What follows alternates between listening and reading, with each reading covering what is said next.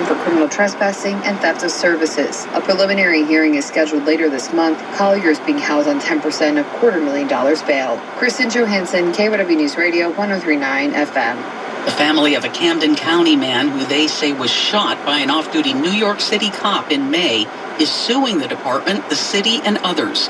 More on this from KYW South Jersey reporter Mike Doherty. An apparent road rage incident in Voorhees on May 17th led to the shooting of 30-year-old Kishan Patel, who is now a quadriplegic and needs 24/7 specialized medical care. The alleged gunman is 27-year-old Hugh Tran, who was an officer with the NYPD at the time. He is accused of using his service weapon to shoot Patel on Route 73.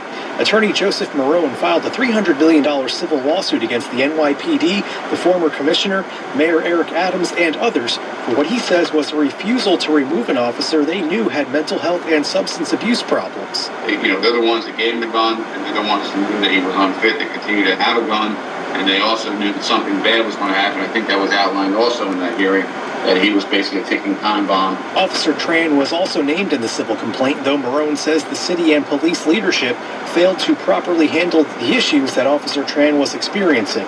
The NYPD is not commenting on the pending lawsuit. At the South Jersey Bureau, Mike Doherty, KYW News Radio, 103.9 FM. The Delaware River Keepers say that habitat for Atlantic sturgeon and aquatic life along the river is in danger after the Environmental Protection Agency failed to meet a deadline to set water quality standards. KYW's Matt Coughlin has the details. These final oxygen standards, or water quality standards, should have been put in place around May of this year.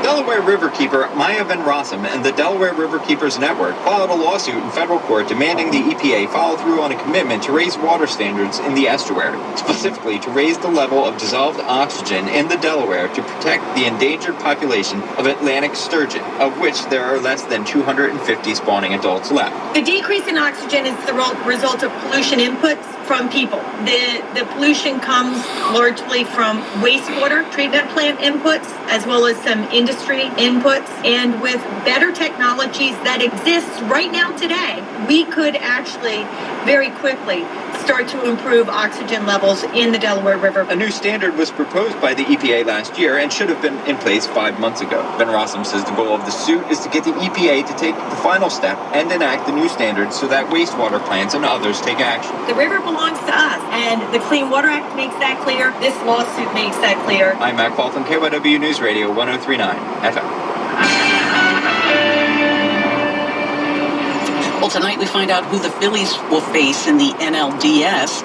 Game 3 between the New York Mets against the Brewers in Milwaukee is set to get underway at 7:05. The winner faces the Fightins on Saturday, and that game will be here. First pitch is at 4:08. Otherwise, the rest of the NLDS has been set. On the other side of the National League, the Dodgers will have home field advantage against the San Diego Padres, who closed off the Atlanta Braves last night. And then in the American